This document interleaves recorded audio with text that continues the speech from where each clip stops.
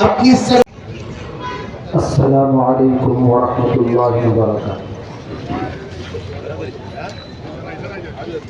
الحمد للہ رب العالمین، والصلاة والسلام على سید الانبیاء واشرف المرسلین سیدنا محمد وآلہ وصحابته اجمعین، اما بعد فاعوذ باللہ من الشیطان الرجیم، بسم اللہ الرحمن الرحیم، لن تنالوا البر حتى تنفقوا مما تحبون، صدق الله العظيم۔ وقال النبي صلى الله عليه وسلم: إذا مات الإنسان انقطع عنه عمله إلا من ثلاث، إلا من صدقة جارية أو علم ينتفع به أو ولد صالح يدعو له، أو كما قال عليه أفضل الصلوات وأتم التسليم۔ اللہ کا نام لے کر اس کی بڑائی اور عظمت بیان کرتے ہوئے اسی سے توفیق مزید مانگ کر اپنی بات کا آغاز کرتا ہوں۔ کروڑوں درود پاک کے نذرانے ہوں آقائے مدنی، رحمت دو عالم، فخر آدم و فخر بنی آدم، رسول محتشم، نبی مکرم، سید الاولین و سید الآخرین، شفیع المذنبین و رحمت للعالمین، احمد مجتبی محمد مصطفیٰ حبیب خدا صلی اللہ علیہ وآلہ وصحبہ وسلم پر کہ آپ نے مسجد نبوی کے لیے دو یتیم بچے سہل اور سہیل سے زمین خرید کر اللہ کی مسجد، اللہ کا گھر تعمیر کرنے کے لیے وقف کیا۔ آج تک دنیا کے کروڑوں مسلمان اس مسجد میں پہنچ کر نماز ادا کرتے ہیں۔ آپ کے بعد آپ کے جانثار صحابہ نے اپنی زمینوں کو وقف کیا۔ ابھی بات آئی، حضرت عمر نے اپنی قیمتی زمین کو وقف فرمایا۔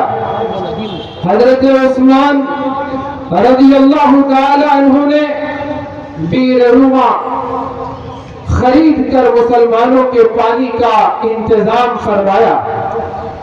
اور بھی وقف کی مثالیں صحابہ نے، تابعین نے، تبع تابعین نے، اور مسلمانوں کا یہ 15 صدی پر مشتمل یہ زمانہ اپنے اپنے زمانے میں اپنی سعادت سمجھ کر، اپنی آخرت کا ذخیرہ سمجھ کر، دنیا سے جانے کے بعد بھی ثواب حاصل کرنے کے لیے یہ کام کیا کہ انہوں نے مسجد، مدرسے، عیدگاہ و قبرستان، ہسپتال اور اسکول، کالج اور مختلف رفاہی کاموں کے لیے اپنی زمین وقف کیا۔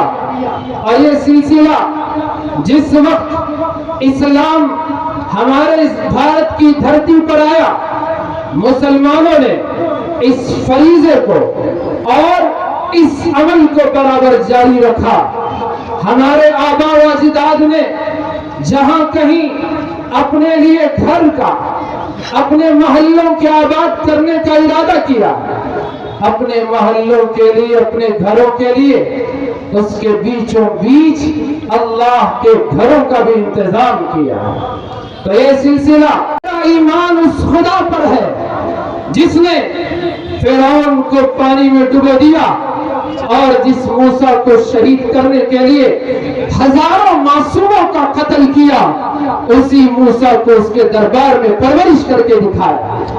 میرا آپ کا ایمان اس شریک پر ہے جس نے نمرود کو ایک لنگڑے مچھر سے تباہ کیا اور حضرت ابراہیم کا بول بالا کیا. نمرود کی جلائی ہوئی سلگائی ہوئی اس آگ کو حضرت ابراہیم پر گلے گلزار بنا دیا. میرا آپ کا ایمان اس خدا پر ہے. یوسف علیہ السلام کے بھائیوں نے حسد کی بنیاد پر کنویں میں گرا دیا. اللہ نے جبرائیل کو اتنی تیزی سے دنیا میں بھیجا, جاؤ جبرائیل یوسف کنویں کی منڈیر سے پانی میں نیچے گرنے سے پہلے تم ان تک پہنچ جانا اور ان کی حفاظت کا انتظام کرنا. میرا آپ کا ایمان اس خدا پر ہے جو خدا حضرت محمد عربی صلی اللہ علیہ وسلم کو تمام دشمنوں کے سامنے, کفار مکہ کے سامنے آپ ہجرت کے موقع پر نکلتے ہیں اور اللہ تبارک و تعالی ان کفار کی آنکھوں میں پردہ ڈالتے ہیں. بحفاظت اللہ اپنے محبوب کو لے جاتا ہے اور کفار وہی کے وہی رہ جاتے ہیں. میرا آپ کا ایمان اس اللہ کی ذات پر ہے.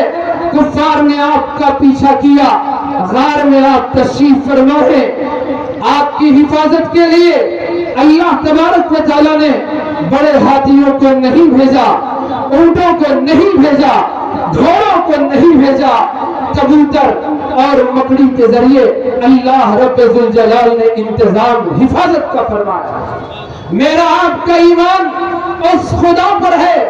ابرہہ نے لشکر لے کر, ہاتھیوں کا لشکر لے کر اللہ کے گھر کو ڈھانے کا ارادہ کیا.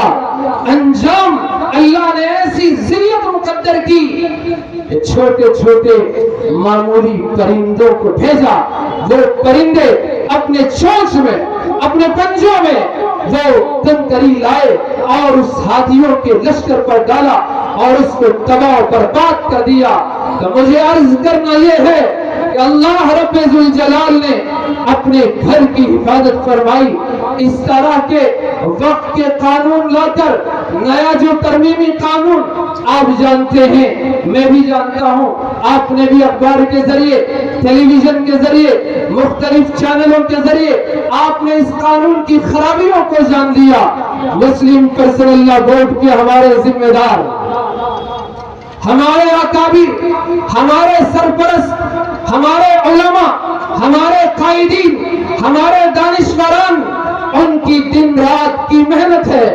آدھی صدی کا عرصہ اس کو قائم ہوئے گزر گیا. ان بزرگوں نے, ان اکابرین نے جب بھی امت کو آواز دی, امت روڈ پہ اتر آئی, سڑکوں پر اتر آئی, چوراہوں کو جام کیا اور حکومت وقت کو پیغام دیا کہ مسلمان اس ملک میں سب کچھ برداشت کر سکتا ہے, سب کچھ برداشت کر سکتا ہے, سب کچھ برداشت کر سکتا ہے. رسول اللہ کی شریعت میں دخل اندازی و مداخلت ہرگز برداشت نہیں کر سکتا.